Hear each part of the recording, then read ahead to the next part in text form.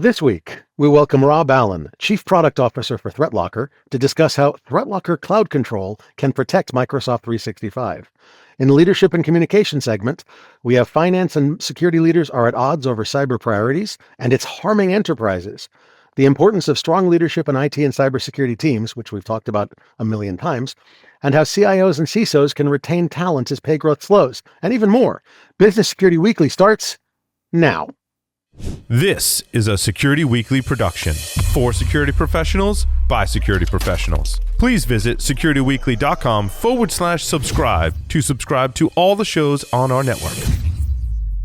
It's the show where we explore the business of security to improve the security of business. Your trusted source for actionable insights on leadership, communication, and innovation. Get ready for Business Security Weekly. Zero trust is clearly the future as threats get faster, quieter, and harder to detect. But implementing it shouldn't disrupt the business. ThreatLocker enforces default denied execution in a way that remains enterprise-ready, scalable, and operationally clean. Unknown software is stopped cold, trusted apps stay contained, and drift is locked down across the environment. It's zero trust that works in real enterprises and prepares you for the threats ahead. See why CISOs are adopting it at securityweekly.com/ThreatLocker.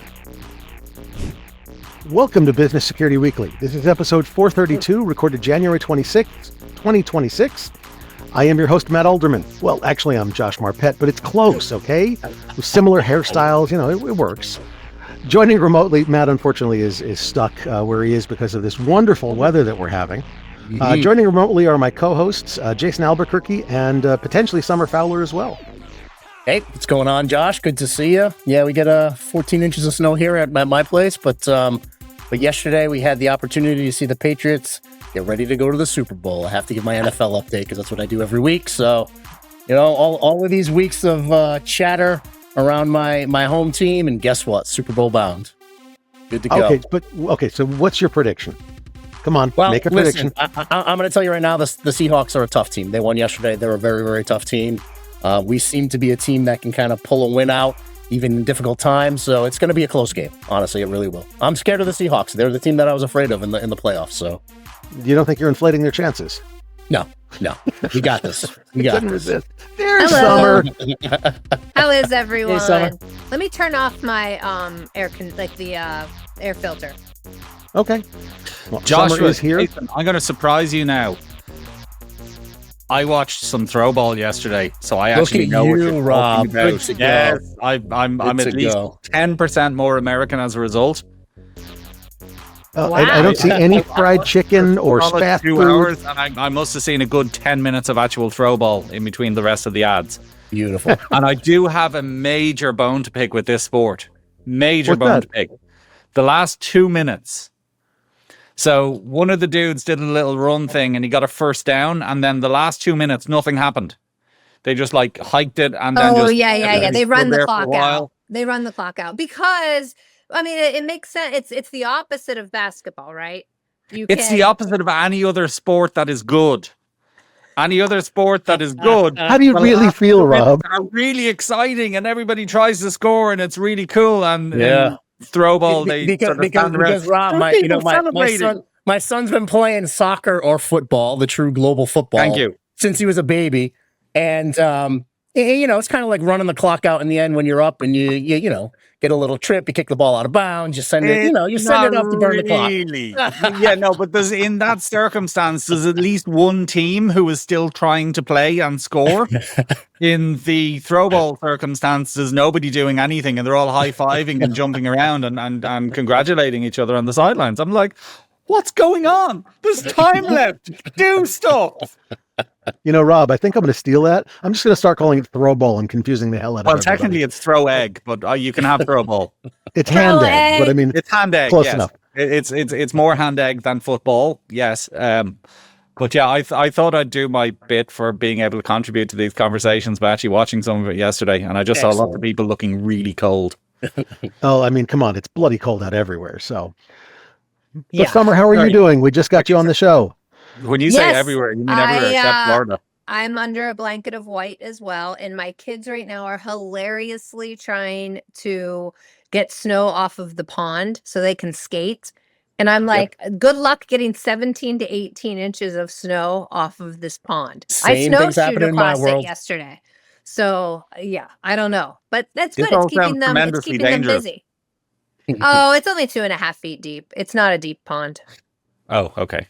Yeah, Okay, they're not yeah. gonna. We have 2 ponds. One's deeper. They're on the smaller. That's only 2.5 feet deep. It's fine.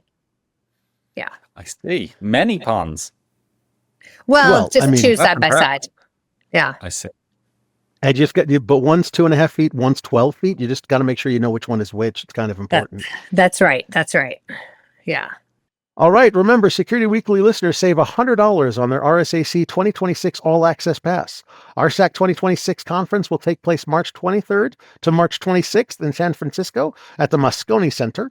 To register using our discount code, please visit securityweekly.com/RSAC26 and use the code 56 US Sec Weekly. We hope to see you there. All right. So anyway, we've got Rob Allen here, Chief Product Officer at ThreatLocker. He's joining Business Security Weekly to discuss how ThreatLocker Cloud Control leverages built-in intelligence to assess whether a connection from a protected device originates from a trusted network. You're only allowing users from IP addresses and networks deemed trusted by ThreatLocker to get in phishing and token. To get in phishing. And I was thinking, what is in phishing? Sorry. Phishing and token theft attacks are rendered useless. So no matter how successful cybercriminals are with their phishing attacks and token thefts, all their efforts are useless now? We got to talk about this. Rob, welcome back to Business Security Weekly. Thank you. Good to be here. So social engineering attacks manipulate human psychology. This is something we've known for, how many times have we all taught this in security, security training, right? Let's be honest here.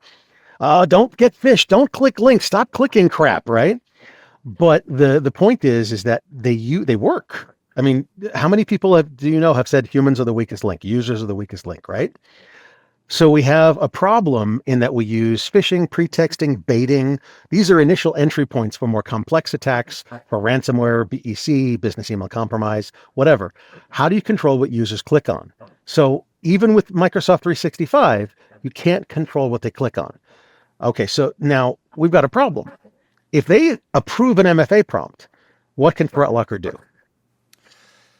Well, technically, it's what can Microsoft do? Microsoft have built some quite cool tools to control access to the likes of Office 365. They've got quite powerful conditional access tools. But the problem with conditional access as it is currently implemented is it's quite clunky. It's quite difficult to implement. Generally speaking, what happens in customers I've spoken to is they will tend to permit a particular country, for example. So they're basically blocking access to all those other countries, but they're letting, for example, the US connect. The problem is with the US as a country, it's quite big, and that's a lot of IP addresses you've just allowed to connect to your Office 365.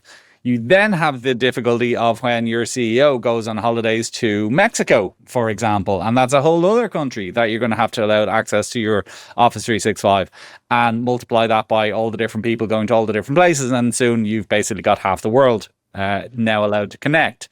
So what we did was we developed a mechanism whereby we can basically gather IP addresses from people's devices. We already get them from machines that have got ThreatLocker installed, and we created an app that runs on the iPhone that effectively does the same thing. Android too, I should say. And basically all that's doing, or all those apps are doing, is uploading IP addresses to us. So I'm on this IP address right now. We gather all those IP addresses and we basically upload them to named locations in Office 365 from where you can create conditional access policies.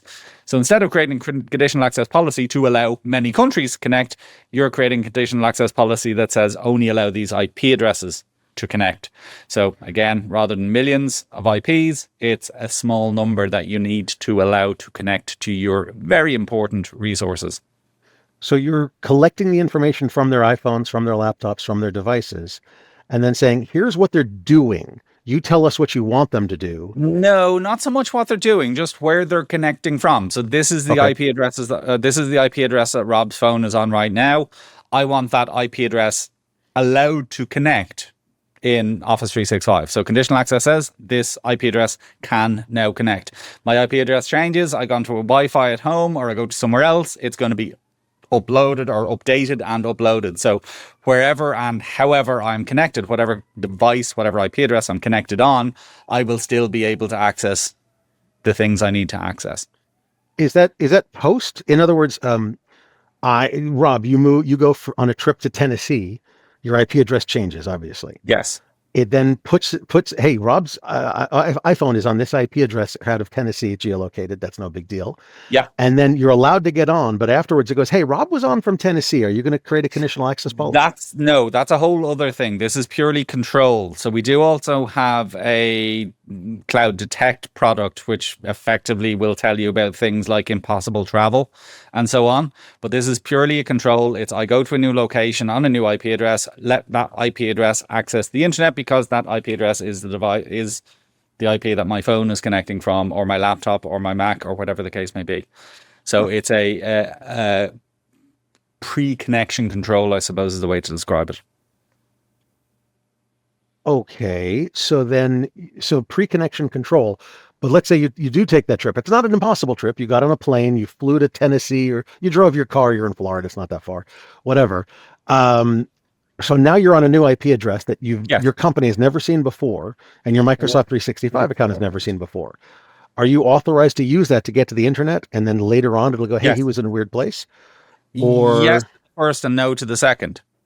There's no making decisions about whether or not Rob should be in a location. There's just Rob is in this location. He's on this IP address. He needs to be able to connect. Open this IP address, please. So it's control rather than should Rob be in this location. So Rob, how does this work? So IP isn't identity. We've heard that the boundary that we're really working on lately is identity. How does this work in conjunction with identity to improve security? Or does it?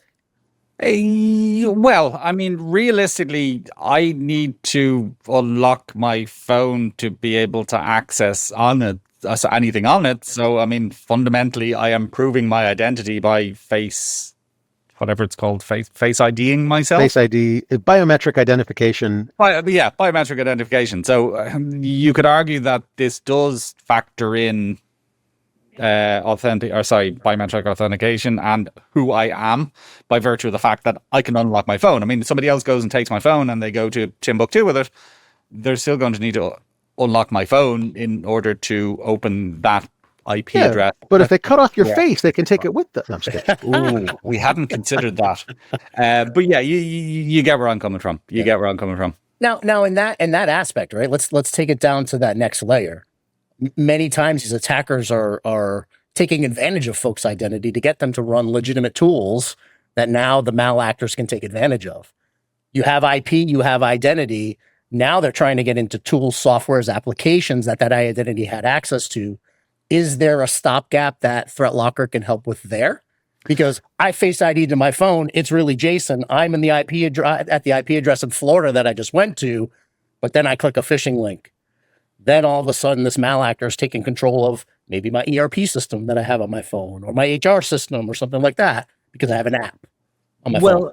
To some extent, and this is a way, way deeper conversation, but to some extent, there are already controls BSW built into the likes. And again, I can only really speak to iOS because that's what I use, but there's already controls built into iOS whereby you can't just run random software. You can't living off the land on an iPhone in the same way as you can on a desktop. Now, on a desktop, obviously, we've got all sorts of other controls, mostly around application control and what can run and what can't run and what things can do that do offer that additional layer of protection. But it's an interesting thought experiment comparing what we do on the application control side with what Apple already inherently does on an iPhone, which is you can't just run random software on this thing. You have to get it effectively through an app store, which means it's been vetted and checked and made sure to be okay.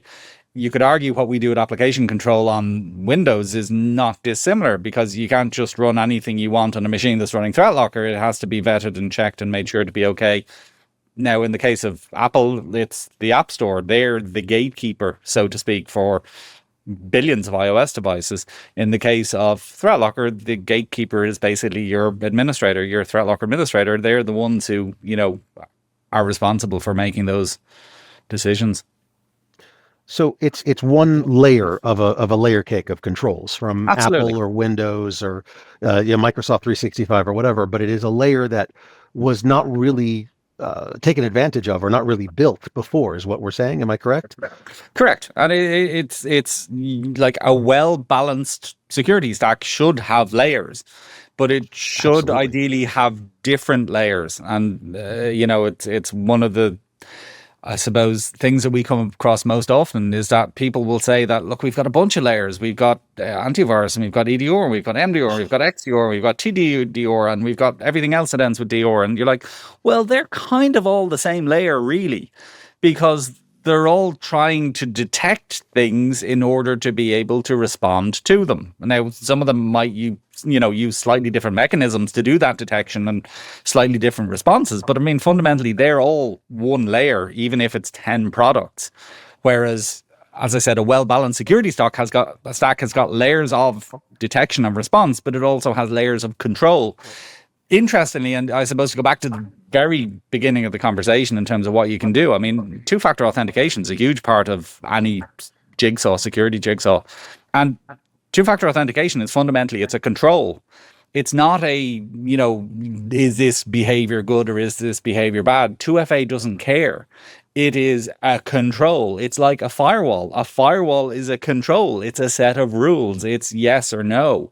So whether it be, ThreatLocker or 2FA or a firewall, they are fundamentally controls. They're different to detections and response. So Rob, I wanted to Go ahead. tease on something that you had mentioned earlier on in the conversation. You had said Microsoft has a lot of great tools, including conditional access and all of these other controls, and you hinted a little bit as to how clunky it can be. I hear from a lot of executives when they're looking at budget and they want to invest, listen, I have an E5 license. That's good enough. It can get me to where I need to go. Can you tease out a little bit for the CISOs and the people who have budget here, our listeners who have budget and they're looking to spend money? Can you tease out the value prop that you bring to the table that is an overlay that makes the Microsoft tool set even better? Because they're going to need to invest and they need to know why. So, and I'm going to try and be as diplomatic as I possibly can here. How about you be as transparent as you possibly can? That's what they we do love. make some very powerful, very impressive, very cool tools. In a lot of cases, those very powerful, very impressive, very cool tools are effectively unmanageable. I'll give you a very simple practical example. I know of at least one organization who have been or fallen victim to quite well publicized ransomware attacks in the last, call it, year, who were and this is not an exaggeration, 4 years into a project to implement Microsoft's App Locker. So they knew that application control was a good idea. Joshua, the mind boggles. But they were 4 years. They were so invested in this that they basically said, look, we know what you do can make our lives easier, but we're 4 years into this project. We're not stopping now. I don't know if it was embarrassment or sheer bloody mindedness that made them continue down that path. But, what I should say is that 4 years was about a year before they actually did get hit by quite a well-publicized cyber attack. So it's probably 5 years into this project. So it's a good example of where something that ostensibly is a good idea, if it's not manageable, if it's not easy to implement, if it's not something that can be, and that's just one example. There was another organization I spoke to in the Middle East a couple of years ago, a large health insurance organization, exactly the same story. We tried to implement AppLocker. We spent 2 years in a project. We had 10 people working on it. And we couldn't get it to the point where we could even turn it on, and we just gave up. So at least those guys had the common sense to give up. So that's just one example. As I said, they've got some incredible tools out there. You can do really cool things with them, but doing it at scale gets really complicated really quickly. And yes, you've paid for the license, but how much is it going to cost you for a team of 10 or 20 or 30 people working on this for 3 years? Is that a wise? Yeah. I mean, we talk about that all the time, Rob. You invest in these tools, but you adopt 10% of it. What I'm hearing is that you're an accelerant to adoption. Well, Absolutely. I mean, real quick, and Summer, I know you're trying to talk. I apologize. I just have one quick question that's relevant to this one. Rob, if you had taken any of those companies and put ThreatLocker in, what would it have taken in terms of time and human power? I would be exceptionally surprised if they hadn't been completely secure within 3 months. Good to know. Summer, I'm Very sorry. Please go ahead. surprised. No, that's great. My question was around can these actions be time bound in the sense that if I approve an IP and can you use user behavior analytics to say, okay, great, this IP is now approved. I recognize that this is a hotel in Tennessee, as Josh was saying, and then can that be removed then as something that's So- approved? Kind of, but we don't do it based on, oh, that's a hotel in Tennessee and we're going to remove it after a period of time. I think we keep like the last 7 IP addresses that somebody's connected from. Okay. Generally speaking, that is enough for, like, say, in my example, I'm in the office, I have an IP here, I'm at home, I have an IP there. Generally speaking, I might have maybe 2 or 3 IP addresses as I come back and forth every day. Driving, commuting, yeah. Yeah, Yeah. so rather than having to depend on them updating constantly, as I said, we keep a cache of, I think it's about 7 IP addresses. So when you leave your, was it a hotel in Tennessee? Sure. When you leave your hotel in Tennessee, basically, and you've connected to another IP, by the time you've connected to 6 more IPs, basically that will be forgotten about and no longer allowed. Got it. Okay. So it's interesting that this can be used as a detective control, and it's a preventative control for somebody trying to break in, because anything that is blatantly like, oh, you were in Tennessee and now you're in Beijing, I don't think so. Okay. Well, yes, and that is another thing that we've implemented. Now, believe it or not, we actually created our own impossible travel, and it was quite interesting. So I was dealing with a partner at one point, and they were convinced that they'd seen a bunch of impossible travel alerts from Microsoft in their SOC of choice. And it wasn't, when we actually went through the logs, he was like, I actually can't find any impossible travels. He found a bunch of improbable travels, but couldn't find any impossible travels. So, and I don't know if it was once a thing and it was then decided not to be a thing anymore, but basically we realized the value in it being a thing. So we effectively built our own impossible travel detection engine. Now, this is not related to cloud control specifically. It's actually more of a cloud detect thing, which is effectively our, as the name might suggest, our cloud detection suite. So we have both cloud Shockingly named. control and also cloud detection. Now, the cloud detection is the thing that will find, Rob, you just connected from here, but you connected from somewhere else 10 minutes later. That's impossible. You know, let's have our MDR guys ring you and see where you actually are.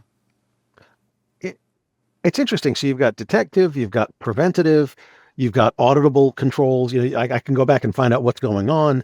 This really feeds an entire security. We were talking about security stacks just a few minutes ago. This really feeds an entire security stack.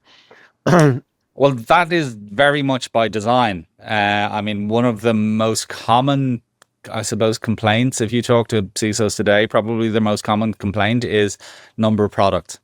Number of products means number of agents running on machines, means number of portals people have to log into, means number of tools people need to understand and familiarize themselves with and get trained up on, number of bills as well. So it obviously is in our interest to be able to fill as many of the gaps as possible with one agent, one tool, one portal to manage, one product to understand, and fundamentally one bill to pay. Build out the ecosystem. I love it. Absolutely love it. But question for you. One of the biggest risks / threats that organizations are seeing today are not necessarily folks who have identities within their own ecosystem, but they're third parties, contractors, third-party vendors, temp employees. How does ThreatLocker protect against those risks? I mean, because I look at those as very transient identities in many instances. They're coming in But and they're coming important. out, but it's very important. They're filling an important gap. A lot of times have very high access to systems. So how does ThreatLocker help? I mean, I can see the identities that are in our four walls, let's call it.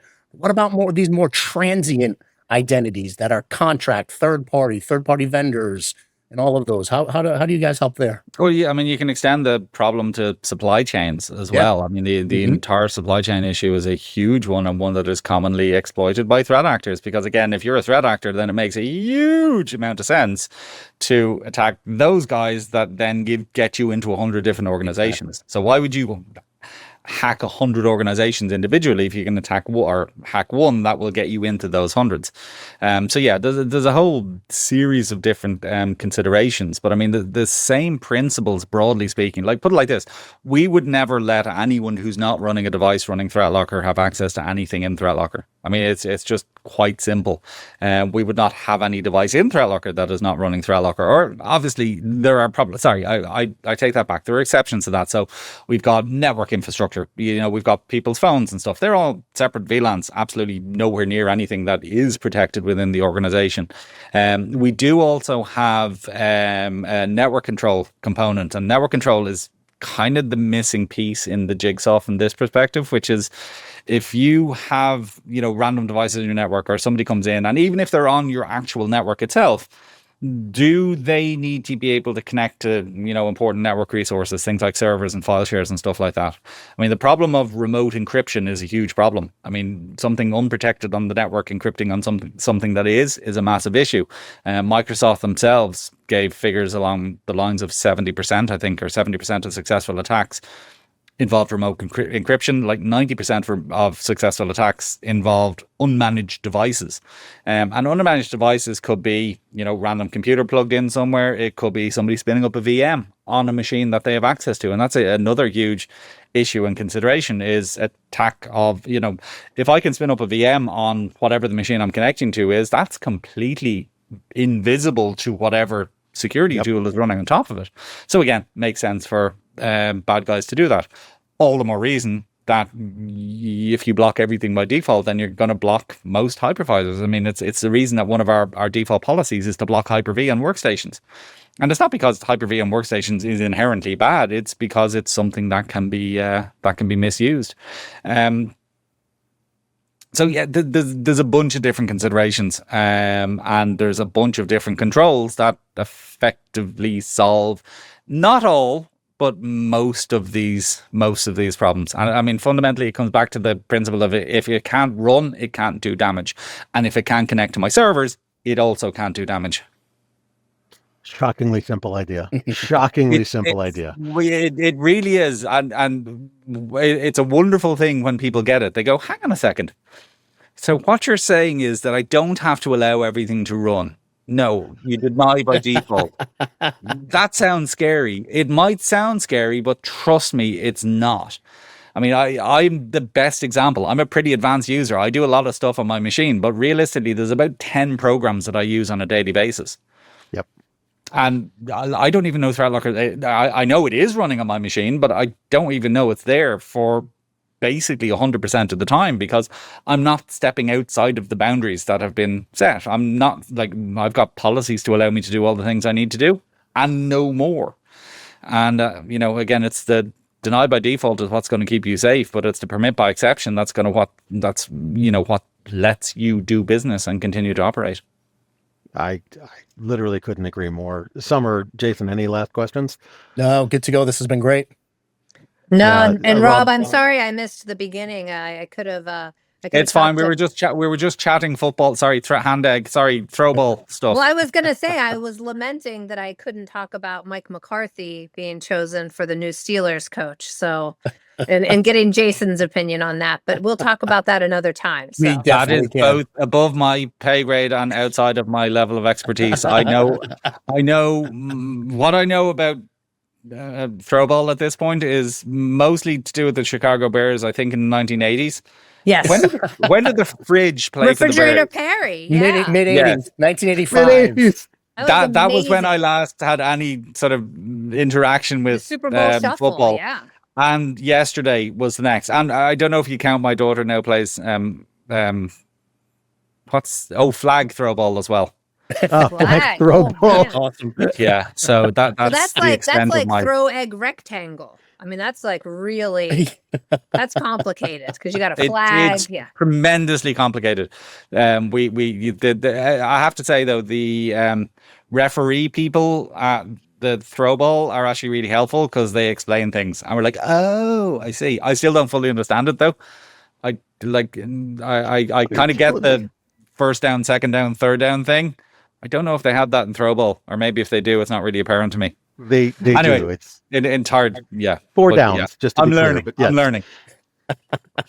You'll work it out, sir. Come You'll back work it out. every week. We'll get you really spun up on this. Yeah, that's right. Yeah.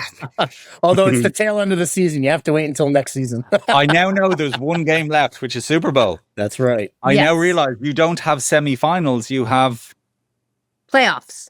play. they- No, playoffs and yesterday conference was the finals. playoff. And Yeah. It's a conference finals. championship, something or other. it's a conference. Conference championships. A Yes. conference championship, which is effectively a semifinal. Pretty much. Actually, it Yes. kind of Just is. call- Yeah, why that don't you that call would it qualify, wouldn't it? Yeah, it is. Yeah, just call it a semifinal.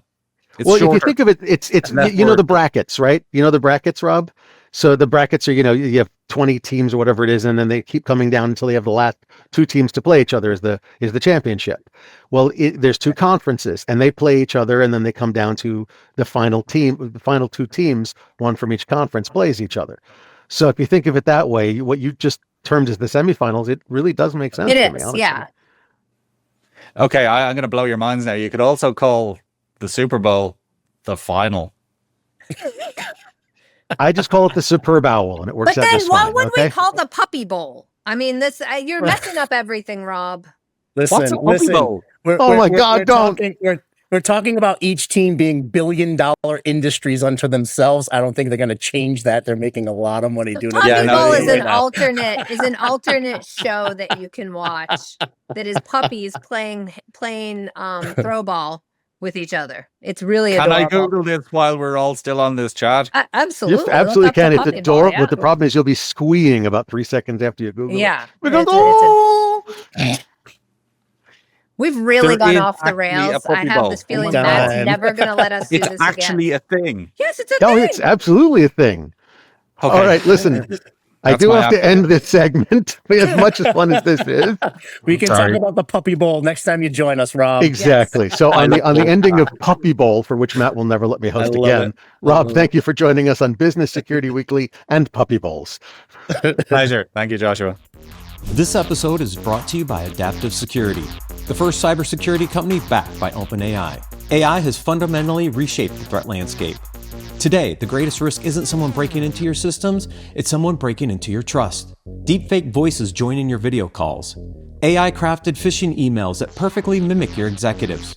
Even synthetic job applicants entering through the front door. Adaptive Security is designed to counter these new realities. The company delivers real-time attack simulations that show security teams exactly what modern AI-driven threats look and sound like, and prepares them to respond effectively. Learn more at securityweekly.com/adaptive. Right now, with Tanium, IT and Security Teams complete patching programs in minutes, not weeks. Reduce software vulnerabilities by up to 97%. Cut incident response times by up to 99%. This is not just IT, this is autonomous IT. Making business, your business, unstoppable. Tanium, autonomous IT, unstoppable business. See more at securityweekly.com/Tanium. Before we get into this week's articles, one quick announcement. Most security conferences talk about threats. Zero Trust World lets you attack the threats right there on the conference floor. They walk around, you hit them, you're good. No, don't do that, okay? From March 4th to 6th, 2026 in Orlando, Florida, this hands-on cybersecurity event features live hacking labs where you actually break real environments. You'll think like an adversary and learn how attacks really work. That's great stuff. That's capture the flag type stuff. You should go. You'll also get expert sessions, real-world case studies, CPE credits, and networking with top practitioners. And yes, the Security Weekly team will be there too. Don't miss it. Register today at securityweekly.com, ZTW, Zero Trust World, ZTW. Thank you. All right, let's get to some articles. All right, so Jason, Summer, I don't know if you've seen the articles, but Matt picked out a whole slew of interesting ones. Okay. Yeah. And they're interesting in a lot of ways. The first one is the SEC's 2026 examination priorities. Now, I've got to say that the SEC has, in my opinion, been one of the federal agencies that's really tried to keep up with security, really tried to keep up with the topics. You know what I mean? I'd honestly, I'd welcome your views on this. What do you think? Yeah, no, I mean, I'm glad that they actually transitioned AI from this emerging risk to an actual core operational risk. That's huge because, you know, so many organizations over the course of the last couple of years have gone from looking at AI as this kind of, you know, flashy new tool that they're not going to implement to now actually having serious initiatives within their organization that they're vetting AI as a potential operational tool, right? So once they bring it into the landscape and ecosystem of their business, you have to look at it as an operational risk now. So transitioning it there, I think, is an important light on the risk, right? They're shining light on the risk and saying, hey, everybody, AI is a true thing that organizations are implementing now. It's a risk to your organization. You need to put some focus on it. I think what's going to be interesting about this is seeing, you know, when the cybersecurity rules came out from the SEC, we saw this pendulum swing, right? And we saw things having to come back, you know, into more of the center without everything being disclosed, and you know, incidents that weren't even for sure incidents or for sure material were being disclosed because people were scared, organizations were scared. So it'll be interesting to see how this plays out and what it looks like operationally. Yeah, no doubt. Yeah, I mean, I look at it this way, right? I love the fact that they teased on inherent risk from third parties because a lot of organizations are bringing in third parties AI systems, right? The other piece of it, though, kind of to your point, Summer, I want to see how we can translate this down to small and medium businesses. Because at the end of the day, you're going to have small to medium-sized businesses who are going to try to navigate this, and they may get a little scared because they may not have the financials to be able to put controls that they need to put controls around. They may look at it as another layer of oversight that they can't afford to implement or can't bring bodies in to help them. So, you know, how do we take this and scale it down so that way SMBs have great, think of it like NIST CSF, right? Yeah. We had NIST 853 that enterprise organizations were using for their controls. They scaled it down for small to medium businesses by implementing NIST CSF. So that way there was a framework for smaller businesses to be able to operate under. I'm looking forward to something like that for the SMBs. You know, even though NIST CSF wasn't really designed as a security control framework, it's a risk management framework. Right. Yeah. The concept there is still that there's something there that a small to medium business at least can build their profile. They can decide where they want to be on that scope, on that scale, and then they can select controls to actually bring them to that point. That's it's a not, really it's good not point, as Jason. a I like daunting that. task, right? It's not as much of a daunting task when you look at it from that aspect, right? So I'm looking forward to seeing if there's some type of a shift to help SMBs as well, because I get it. It's the SEC, right? But well, and they're for public companies. I get it. Exactly. But I get your point. Many organizations take a look at the SEC and their regulations and they try to mimic it. They want to. Well, they try to use it as a guide. Exactly. Yeah, absolutely agree. So, you know, in a situation like this, and you know, we need something for those SMBs and smaller organizations to be able to. That's a really good take on this. I love that take, Jason. I got to tell you that. Yeah. But I got one other thing out of this article I wanted to ask you guys a question on. The AI washing. This is something that bothers the hell out of me. I see so many companies going, oh yeah, we're using AI. And I go, what for? And they go, oh, we've sprinkled it over all of our processes. And I'm like, it's not friggin' magic. Yeah. And so I wonder, how much AI washing have you two seen? Talk to me. Immense. So tons. I mean, I've talked about it on the show here, where a lot of times it's pressure from the board. Because I've seen so many board of directors go to CEOs and say, you now have a mandate because AI is going to make us so much more operationally efficient. You need to go tease out AI within our organization to get those operational efficiencies. Then that rolls downhill to the CIO. Now the CIO has a mandate and they're saying, implement AI at all costs, make it happen. I need to go show the board that we're doing AI. Literally, they'll say that. But you're not getting any more budget. But you're not getting any more budget because the whole point of it is you're going to get operational efficiencies. So guess what ends up happening? You have these CIOs saying, hey, tool vendor, do you have AI? Oh, you do? I'm buying your tool. Great. Now I've implemented AI. Yeah. So that's the spattering you're seeing. You're seeing application or vendor level AI spattered throughout the organization. Now the CIO can say to the CEO, we have AI in our organization. And the CEO can go to the board and say, we have AI in the organization. That's the pressures I've seen. Is it wrong that I want to hit you, I've Jason? seen the exact same thing. I'm so proud of my CEO. And I don't mean that lightly. She used the term AI washing as we were talking about our offerings and said, hey, let's be realistic. I don't want any AI washing here. And I was like, wow, you're awesome, Catherine. That's great. So that's but I mean, we see it all the time and we see it everywhere. Wow. I can't can you please convey my congratulations to your CEO? That's amazing. I sure will, because I was thinking the exact same thing in this meeting. I was like, wow. Yeah. Oh my God. All right. So let's, what effectively the SEC is making smart moves, in my opinion. And they're really moving federal agencies and as well as large businesses. They're moving their cybersecurity forward and they're doing smart things. Now, there are going to be, and I'm just going to, one last quick thing because it bugs me if I don't. If you remember the ALPHV Black Cats ransomware gang that used the SEC disclosure law, a year or two ago? Yep. To actually trigger or leverage buying, leverage the paying of ransoms. And said, if you don't pay us, we're gonna report you. And then they did it. And so I kept saying they're buying shorts or puts or whatever it is. I don't trade. This specifically, my wife does that.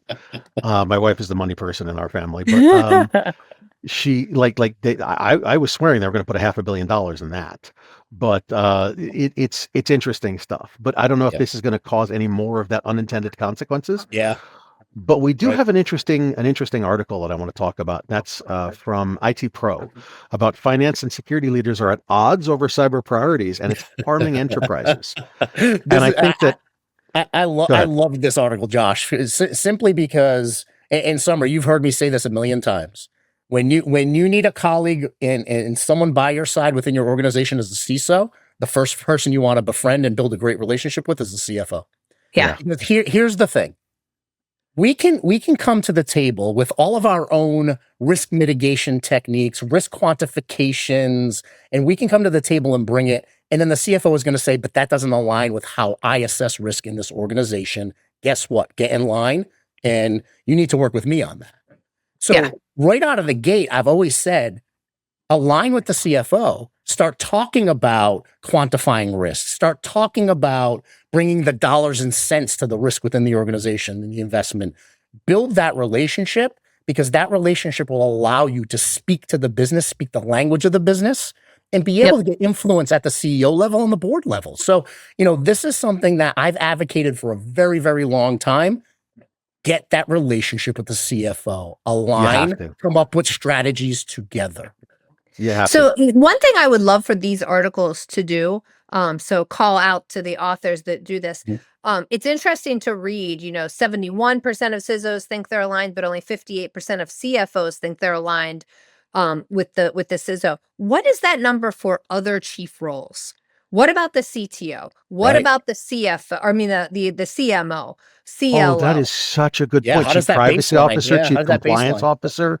I'd like to see that. And what I would like to see are the specific examples of let's say with the CTO, I'm just going to make it up, that the CFO says, oh, I'm like that, 80% of us are sure. What is that delta that the CTO is doing differently? How are they doing it? So that you're actually using this article to train the CISO what other C-suite positions are doing. Because it's interesting to see this, but I like the actionable, let's walk away with what we should do differently and maybe bank that off of what other roles that do this well are doing. Summer, that is absolutely brilliant. Honestly, we should have a set of categories of topics, something like that. Where are you on all the C-level, all the C-suite? Where are you on this? Honestly, if that could be extended to the board, because I'd be fascinated to see what the board and the C-suite think about different categories of topics or what, you know what I'm saying? And how they are aligned or not. obviously, you can spend a lot of money doing this stuff. You could do a board, C-suite, management, and then staff if you really want to get some interesting contrasting opinions. Yep. But I honestly, I would love to see that kind of study done. Because I think it would show where there's so many different inefficiencies. And because if I don't see things the same way as you do, we're definitely not going to be in accord on how we do projects and what budget we spend and everything else. And when you get people thinking the same way and put who was it, Eisenhower's definition of leadership, getting people to do what you need them to do because you get them to, they want to do it. Okay. Yeah. If we could get to that point, to that definition of leadership in corporate America, I think we'd be doing a hell of a lot better than we are now. We're practically fighting to get any budget for security out, but we think security is important. Like it's always trade-offs, always. So I'm sorry. I just thought that was a really good point you made. Great.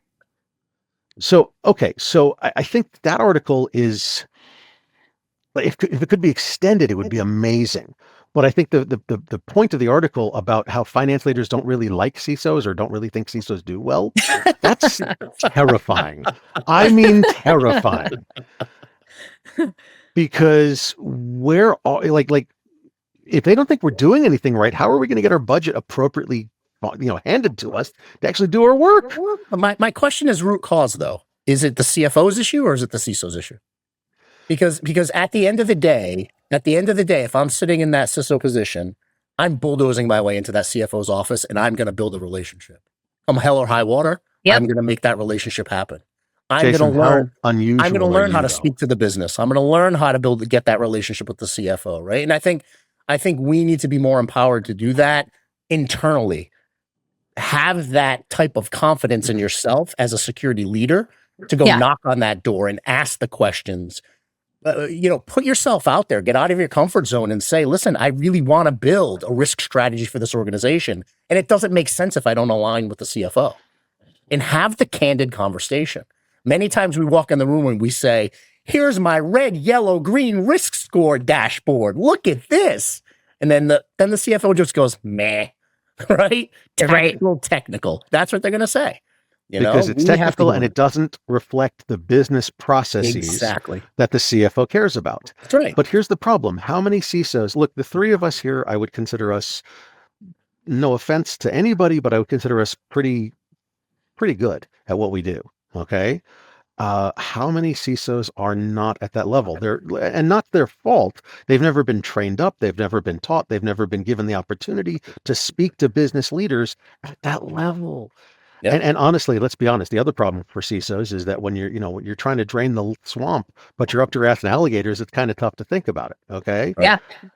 They're firefighting. They're firefighting for, I need budget for my SIM right now. Okay. Not 3 years from now. So it's difficult for CISOs. Am I wrong? No, 100%. 100%. I mean, it's one of those scenarios where you have to start prioritizing long-term goals versus the short-term goals. I've always had this saying, the reason people fail instead of succeed is they trade what they want most for what they want in the moment. What do you want most? Oh.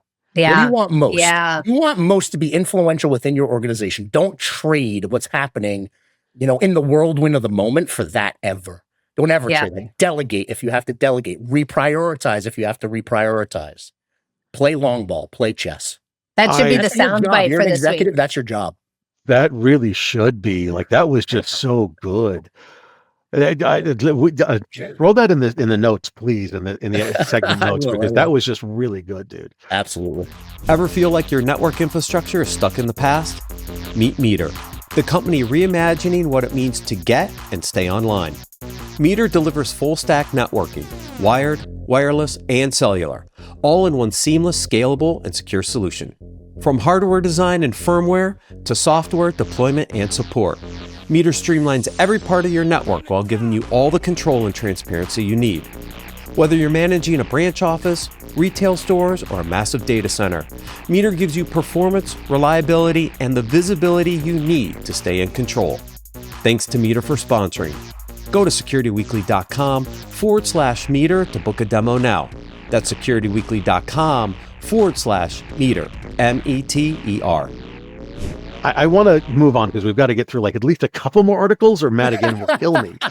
But we've got about 10, 15 minutes left. But, we've got this interesting article out of INS. Well, it's Info Security Magazine, but INS is the one that produced it. And just as a disclaimer, I'm an INS faculty member. I don't know. I don't think either of you are. I am. Okay. Yeah, that's right. Summer, you are. I'm so sorry. Yeah. But INS does a lot of interesting research on salary, on compensation, on what the CISO's role is, that kind of thing. They do a really good job on that. Yep. And what they said in this study was that the role of CISO, Chief Information Security Officer, is regarded more as an executive level position than VP or director. So it's growing in importance to the business. Yep. And I'm actually going to argue with that for a minute. So bear with me for 1 second. I'm going to argue with that there are many companies where it is an executive level position, and there are many companies where it isn't. And the reason that I say that is if a CISO is allowed to make choices, then they're an executive. If they are simply presenting options for choices, then they are a VP or a director. And the point there is that an executive is able to make choices for the company, whereas a VP or director produces and provides the options, but somebody else makes the choices. So I'm going to say it's company specific. Thoughts? I 100% agree. I read the article and I took that statement as my retort to it was, but are they really being held that high? In some instances, sure. In other instances, the CISO is a title because it's required by some type of regulation to have a security leader. And they are very tactical and they don't have that seat at the table and they can't make decisions, right? So I would say we're probably in the best we have been in the best momentum. I'm feeling like we're almost retracting to some degree. Oh, that's interesting. I do. Recently? I mean, we've talked about it here that I think we're retracting a little bit. I mean, if some of the articles that we've covered over the course of the last year have talked about how so many CISOs are now taking a step back saying, I don't know if I want to do this anymore. Maybe I just want to become a virtual CISO. Maybe I want to be a consultant.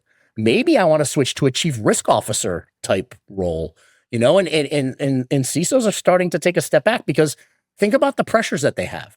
It's not just the pressures of securing the organization. It's the pressures of, I don't know, personal liability these days.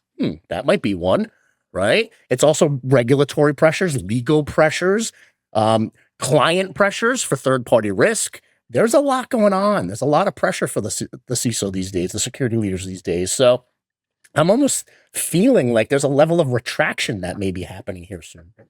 Yeah, and I think that as this article is noting, there's something to be said about a title, but then there's also what is your authority within that, as Josh, as you mentioned. So do you have that? Now, here's something interesting. I went out onto Brian Krebs's review of the Fortune 100, and at the point that he did this, which was 2 years ago, only 5 of the Fortune 100 companies had the CISO on their public executive leadership page.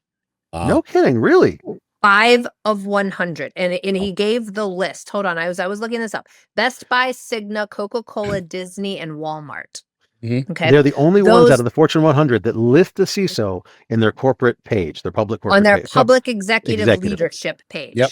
Wow. So at that level. So that was at that time. Now I haven't gone back and looked at if anybody else has done this study. In fact, I might do it. I might just go look. It's 100 pages. So go look at your Fortune 100 or use some of the AI tools to do this and then validate it. And so, that is telling as well. Yep. And so, I think that what you really need to understand with that title comes also that authority, the reporting structure, all of those things. Yeah. Did you just get hit with a throw ball? No, it's I was fidgeting with some styrofoam and it hit me in the face, so it's my fault. That was amazing. So no, my kids are still upstairs, luckily. But I have something that relates to what you're saying, Summer. So the people that aren't executives, the CISOs that aren't executives, they have a different title, and I've used it before. It's designated scapegoat. Yeah. So if you're not listing your CISO as your executive, if you're not giving your CISO the power, the authority, I think is the word you used, and it's a good word, the authority to make those choices for the company, they are merely there so you can say it's their fault. Yeah. And that's it. Yeah. And that's why CISO's lifespan is what, 18 months? Is it getting better or worse? Or It's anybody getting know? better. I think it's 30. Isn't it something almost like 3 years now? Almost, or something like that. Or 27 Wow. months that I read. 27 months. So almost like 2.5 years. Hey, 2 years and a quarter. it's better than 18 months because that's all you Yes. used to Yeah. get out of companies was 18 months. Dear God. Yeah. Oh, this So it's I just fascinating did a stuff. quick AI in Gemini, and I Oh, asked good. how many Fortune 100 Did you watch that companies AI? on their leadership page list a CISO, and it's 8. It comes out to 8%. So 8 So eight. So it's gone up by 3 exactly. from friends. Wow. I'm So- still gonna validate that because I'm gonna go out and I don't look. know how accurate, but I just figured as a Well, and let's if try we it and see. if it started at 5 and now we're seeing 8, Yep. that shows us at least some sort of scale. So yeah, yeah, Definitely not the motion I would want. right. Not the level of motion I would want, right? We want You know, more than that. I'm going to skip us down to one more article down, Yep. which is number 5, the importance of strong leadership in IT and cybersecurity teams, because I think this is one of the most important articles here. Not that Matt didn't get good article, he got great ones, but we're on a time crunch. Yeah. I want to point out that if you aren't doing IT and cybersecurity properly, not just to support the business, but to guide the business, lead the business, Yeah. bring the business forward in terms of profitability, in terms of efficiency, in terms of every aspect of business, then you're not doing the damn job. That's right. And so as part of that, you have to lead. You're not merely a clerk. You're not a desk, subterranean desk Yeah. dweller. Okay. You are an executive leading an IT team, leading a security team, leading a compliance team forward into the light to make sure that they are doing what is needed to be Yeah. done to make that business thrive. And Josh, I would argue you're leading the entirety of the organization because ultimately you are the evangelist for security across the entire organization. So, Preach. this article talks a lot about the captain of the ship and leading by example and things of that nature. But I don't want folks to forget that part of this leadership role is to evangelize and motivate the rest of the organization. Yeah. So that way they're influenced and they know the right things to do, all the way down to your intern. CISOs, you're winning when your interns are coming in and they're raising their hand when they see something that doesn't smell right. Phishing email, social engineering. When they have the not authority, but the freedom and the knowledge that they're not going to get punished for raising their hand, they're going to They get feel the safety, right? Yes, They that's feel it. the That's it. safety. Yeah. It's safe to raise your hand, and I've always loved to build cultures that would basically say, I would rather you bring me a false positive and I will clap and I will evangelize for you than you decide not to tell us about a real issue, right? Yeah. Bring the false positives all day long. Thank you so much for being diligent. We appreciate that because we'd rather have it be a false positive, because if you didn't bring it to us and it was real, that'd be really bad. So I had a really good leader at my last company. His name's Greg Hoffman. And he does a lot in terms of coaching. If you're not following him on LinkedIn, go out and check him out. mentoring, And coaching, that kind of thing. Yeah. yeah, he does the mentoring and coaching, and he talks a lot about how to be a leader. And one of the things that really stuck with me from him, and that I implemented when I was at that role, was it's not just about telling the team what to do. It's also putting together the culture of how to do it Mhm. and what the expectations are around that. So, do you actually have guidance for the team that you expect good customer service from them? And what does that look like? That you are an enabling function within the company, not just a risk, an anti, bad activity function. And so I think that's really important for your team, not just what they need to do, but the expectations around how it is to be done. And then the rest of the organization, you want them to understand how to work with you. And essentially you want to be the sunscreen, right? You want to shield people from the badness but also allow the good nutrients to come through of what are we trying to achieve for the company? How do I let someone know when it's getting a little bit too hot? So I think that's a really important factor. I liked this group of articles, except I didn't love the one about followership because I didn't like the word. By the way, just skipping ahead to the next set of articles. I just didn't like I don't like the word. I think that it's more about the listening and being able to filter things to make the right decisions. Because as a leader, that's still what you need to be able. You need to be able to listen and make decisions, and that's what you're there for. And that's not necessarily followership. So. Anyway, this is why I picked this article, because I think honestly, good leadership is such a beautiful thing.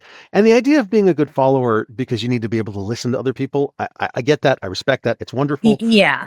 But being a good leader is also about being able to listen, and also being able to even in the act of listening, you're leading because you're showing them that Jason, you and Summer both talked about the culture. You, in the act of listening, you're showing them that it is safe to talk to your boss, to your leader, and it is good to do that because you get the opportunity. Like, I'm going to shut up, but you get the idea. It is leading is a cultural thing, as well as simply being. You don't have to be right. For God's sakes, being right is almost the minimal part of it. You have to be able to be strong, to listen and lead and have your people's back. Yeah. What we're seeing, good. The note I took on this article, and it's the best leaders are great followers, is I basically said the best leaders create a culture of collaboration. That's the so deal, nice, right? It's all about collaboration. And Jason, you're good at these notes, man. Leaders have to be great collaborators, but they also need to be able to groom great collaborators. They need to be able to bring great collaborators up through the organization. And that's where the listening skills come into play. That's where sometimes being silent instead of talking comes into play, right? It's being a great collaborator. So for me, it's not about follower, leader. It's about collaboration across the board. And yeah, you have folks who are in leadership positions, but at the end of the day, there are subject matter experts within your organization that you have to listen to and you have to let lead. I said to myself, the day I decided at 28 years old that I wanted to be a leader versus an individual contributor, I said, now I'm at the point where I don't want to be the best violinist in the orchestra. I want to conduct the orchestra. My takeaway from this that I always love is because this is a struggle. And was a struggle for me. Moving to a leadership role means that you are no longer trying to be or are the smartest person in the room. And you have to recognize that, do the listening, and then make decisions and own them. And when there is a mistake, it's yours. It's yours to own and yours to fix. Now that doesn't mean you're alone. It doesn't mean, you're leaning on your team, but it's shifting from having the answers to knowing what questions to ask. Yeah. And knowing who to ask and knowing how to ask. Yes. And in the process of asking, bringing out the knowledge from the people that may not even realize they have it. Right. Wonderful answers. Thank you. I always call it the blessing and the curse of leadership. Because when you're winning, you celebrate the team. When you're losing, you take the hit. Yes. That's the job. That is the responsibility of leadership. Absolutely. Yeah, no, this is great. This is a great discussion. And thank you both. This has been fantastic, but I think I have to call it. So I have to call the end for the week, although we could probably talk about this for hours. Absolutely. This has been great, Leadership Josh. is a topic I have strong feelings on. Absolutely. So, anyway, thanks, Josh. Thank you. Thank you for joining us. We're going to see you next week on Business Security Weekly.